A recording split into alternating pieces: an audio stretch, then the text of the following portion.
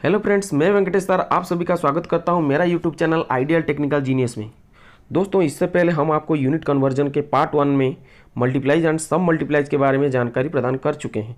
अगर आपने वो वीडियो को नहीं देखे हैं तो डिस्क्रिप्शन बॉक्स में जाके लिंक के माध्यम से पहले वो वीडियो को अच्छे से देख लें और समझ लें, क्योंकि आज जो वीडियो हम लाए हैं वो यूनिट कन्वर्जन के पार्ट 2 है। इसमें हम आपको महत्वपूर्ण 20 क्वेश्चंस के बारे में समझाएंगे, जो 20 क्वेश्चंस बहुत बार एग्जाम में आ चुके हैं और आगे आएंगे भी। तो इसलिए मैं चाहता हूं कि आप पार्ट 1 को अच्छे से पहले देख लें। तो चलिए दोस्तों, अभी हम एक एक करके सभी क्वेश्चंस को सॉल्व करेंगे और मैं चाहता हूं कि आप भी मेरे साथ एक एक क्वेश्चन को सॉल्व करते जाइए और कमेंट बॉक्स में उसका आंसर मुझे देते रहिए। तो चलिए दोस्तों, बिना देर किए हुए हम इस वीडियो को शुरू करते हैं। तो दोस्तों, अगर कोई आपको पूछता है कि व्हाट इज यूनिट, तो आपका आंसर क्या होगा? देखिए, unit is a standard of measurement which expresses some value. हम प्रत्येक राशि की माप के लिए एक मानक या स्टैंडर्ड लेते हैं, जिसके आधार पर ही उसी राशि का मापन होती है। उसी मानक को यूनिट या हिंदी में इकाई या मात्रा कहते हैं। अगर किसी कारीगर को, उदाहरण के तौर पे मैं बोल रहा हूँ, अगर किसी कारीगर को मैं बोलता हूँ कि इसी जॉब में से 50 माइक्रोन मटेरियल को आप ग्राइंडिंग कर दीजिए, तो वो टेक्नीशियन क्या समझेगा कि ये 50 माइक्रोन जो ग्राहक ने मुझे बोला ग्राइंडिंग करने के लिए, ये 50 माइक्रोन क्या है? यस, वो टेक्नीशियन इसी 50 माइक्रोन के माध्यम से या इसी माइक्रोन के माध्यम से वो समझ जाएगा कि वो जो मटेरियल को हटाने के लिए बोल रहा है वो माइक्रोन ही उसका यूनिट है, और उसको ये पता चल जाएगा कि कस्टमर का डिमांड एग्जैक्टली क्या है। तो वो आपको वो 50 माइक्रोन हटा के आपको एग्जैक्ट परमिसेबल साइज में या एक्सेप्टेबल साइज में वो जॉब को बना के आपको दे देगा, और आपके job perfect limit fit size में भी आ जाएगा। तो ये जो माइक्रोन है वो एक यूनिट के तौर पे कार्य किया यहाँ पे टेक्नीशियन और ग्राहक के बीच में।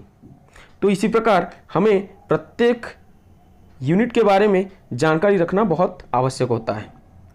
हम आईटीआई टेक्नीशियन के तौर पे हमारे लिए ये यूनिट्स काफ़ी महत्वपूर्ण होता है दोस्तों। तो इसलिए चलिए चलते हैं, प्रत्येक क्वेश्चन को यहाँ पे सॉल्व करते हुए आगे बढ़ेंगे। तो दोस्तों, यहाँ पे देखिए, पहला क्वेश्चन हमारे लिए आ रहा है, 1 मीटर कितनी फीट होती है? दोस्तों, इसका आंसर आपको अच्छे से पता होगा, क्योंकि ये बहुत बार एग्जाम में आया हुआ है, ये काफ़ी महत्वपूर्ण है, और इसका आंसर होता है 3.37 फीट। दोस्तों, यहाँ पे और एक चीज़ मैं आपको बता दे रहा हूँ कि यहाँ पे जो है कई सारे स्टूडेंट्स को या कई सारे टीचर्स को ये पता नहीं रहता है कि फीट और फुट में अंतर क्या है। हम कहाँ पे फुट लगाते हैं और कहाँ पे फीट लगाते हैं। तो यहाँ पे मैं आपको बताना चाहता हूँ, फुट सिंगुलर होता है और फुट का प्लूरल होता है फीट। अगर मैं बोलूँगा 1 फीट तो गलत हो जाएगा, 1 फुट होता है। 2 फुट बोलूँगा तो गलत हो जाएगा, 2 फीट ये सही होता है। तो अगर मैं 1 फीट बोलता हूँ तो गलत होता है, और 2 फुट बोलता हूँ तो भी गलत होता है। तो हमेशा 1 फुट होता है, और 2 या 1 से अधिक संख्या के लिए फीट का इस्तेमाल होता है। तो चलिए सेकंड नंबर क्वेश्चन चलते हैं, और सेकंड क्वेश्चन में दिया गया है कि 1 यार्ड कितनी फीट होती है? तो यार्ड का यहाँ पे मतलब होता है गज। तो 1 यार्ड कितनी फीट होती है? 3 फीट होती है। तो तीसरा नंबर क्वेश्चन है, 1 माइक्रोन कितनी mm होती है? तो दोस्तों, यहाँ पे बहुत अच्छे से देखिए, ये क्वेश्चन हर बार अभी आ रहा है, 1 माइक्रोन कितनी mm होती है, और कभी कभी एग्जाम में आएगा कि 1 mm कितने माइक्रोन होती है। ये बार बार ये क्वेश्चन आ रहे हैं। तो इस क्वेश्चन के आधार पे इसका आंसर क्या होगा? 0.001 mm।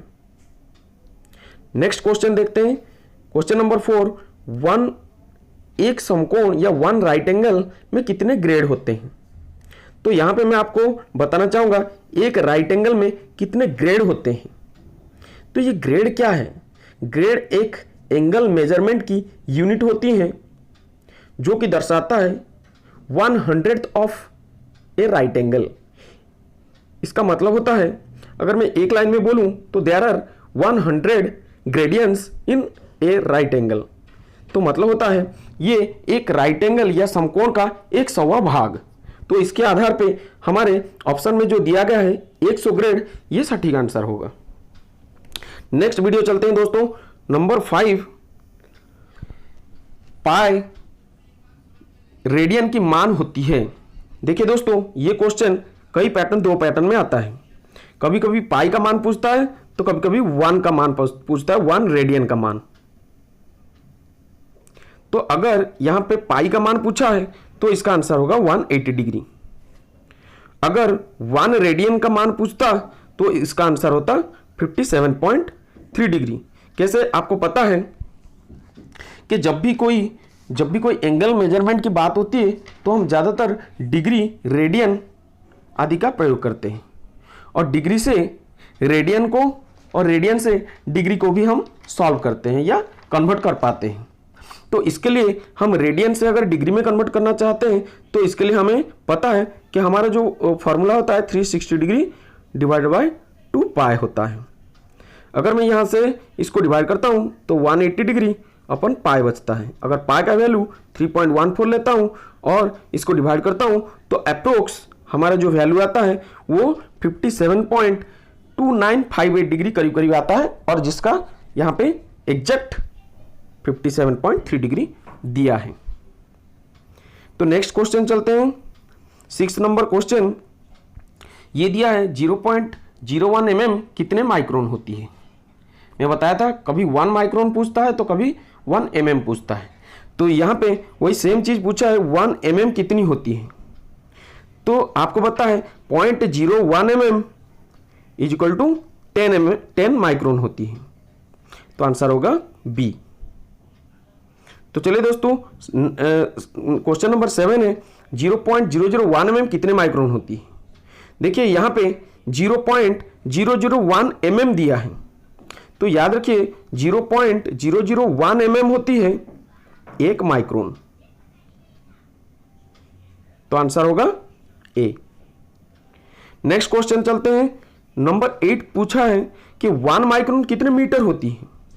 दोस्तों मैं आपको बताना चाहता हूं, अगर हमारे यूनिट कन्वर्जन के पार्ट 1 आप देखे हैं तो ये अच्छे से समझाए हैं, अनुसर के द्वारा ये अच्छे से समझाया गया है आपको कि किस प्रकार माइक्रोन से मीटर को कन्वर्ट किया जाता है। तो इसलिए मैं ज़्यादा कुछ नहीं बोलूँगा, सिर्फ इतना बोलूँगा कि इसका आंसर सी होता है। क्यों? क्योंकि आपको पता है 1 माइक्रोन जो होता है 1 मीटर की 10 लाखवां भाग होता है। दिस इंप्लाइज 10⁻⁻6 होता है। तो चलिए दोस्तों, नेक्स्ट 9 नंबर क्वेश्चन पे चलते हैं। दिया है 1 माइक्रोन कितने मिलीमीटर होता है। ये क्वेश्चन कई बार एग्जाम में आपको देखने को मिलेगा, and that is answer 10⁻⁻3।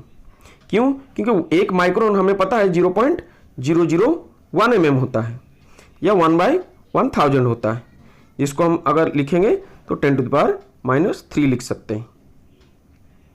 Next question देखते हैं, 1 इंच कितनी mm होती है।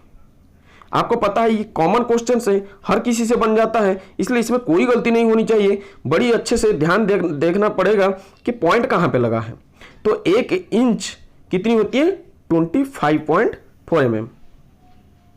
तो चलिए दोस्तों, नेक्स्ट क्वेश्चन चलते हैं, 11 नंबर क्वेश्चन। 1 इंच कितनी सेंटीमीटर होती है।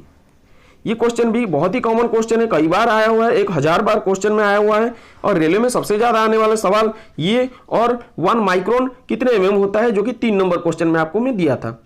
ये दोनों क्वेश्चन बहुत बार आए हुए हैं, तो इसलिए इसको किसी भी प्रकार की गलती आपसे मैं उम्मीद नहीं करूंगा। तो 11 नंबर क्वेश्चन का आंसर क्या होगा, ए, 2.54 सेंटीमीटर। नेक्स्ट क्वेश्चन चलते हैं, 12 नंबर। 1 माइल कितनी किलोमीटर होती है। तो आपको पता है ये 1.609 किलोमीटर होती है। नेक्स्ट क्वेश्चन चलते हैं, 1 माइल कितनी गज होती है। दोस्तों मैं आपको बताया हूं कि ये जो गज होती है इसको हम इंग्लिश में यार्ड बोलते हैं। तो 1 गज कितनी होती है, ये बहुत स्टूडेंट गलत करते हैं। कोई 1250 लगा देता है तो कोई 1150 लगा देता है, इसीलिए इसका आंसर, सटीक आंसर है 1760 गज, मतलब 1760 यार्ड होता है। नेक्स्ट क्वेश्चन है 14 नंबर क्वेश्चन, 1 फुट कितनी इंच होती है। देखिए यहाँ पे मैं 1 फुट लिखा हूँ, फीट नहीं लिखा हूँ। अगर 1 से अधिक होता तो मैं 2 फीट लिखता या 5 फीट लिखता, फुट नहीं लिखता। तो इसलिए याद रखिएगा फुट और फीट में अंतर क्या है, जो कि मैं पहले बता चुका हूँ आपको। 1 फुट कितने इंच होती है ये आपको हर किसी को पता होनी चाहिए। 1 foot is equal to 12 inch. Next question चलते हैं 15 नंबर क्वेश्चन, एक चूल की मान कितनी होती है। देखिए ये बहुत महत्वपूर्ण क्वेश्चन है और आपको आजकल के जितने भी एग्जाम हो रहे हैं यही 2 क्वेश्चन आते हैं, 15 नंबर और 16 नंबर। और इसमें क्या है कि एक चूल की मान कितनी है पूछा है। तो 15 नंबर 16 नंबर को हम एक साथ सॉल्व करने जा रहे हैं। देखिए क्या होता है, अगर हम 1 इंच को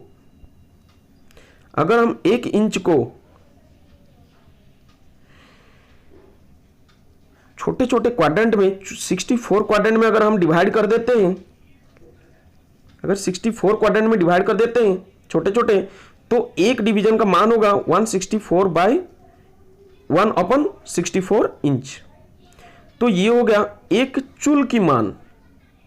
अगर यहां पे 16 नंबर क्वेश्चन में जैसे दिया है एक सूत बराबर होती है, तो एक सूत बराबर होती है, तो इसमें कैसे होता है, 1 इंच को उसने बड़े बड़े 8 क्वाड्रेंट में डिवाइड करता है। तो ये प्रत्येक क्वाड्रेंट का मान पूछा है।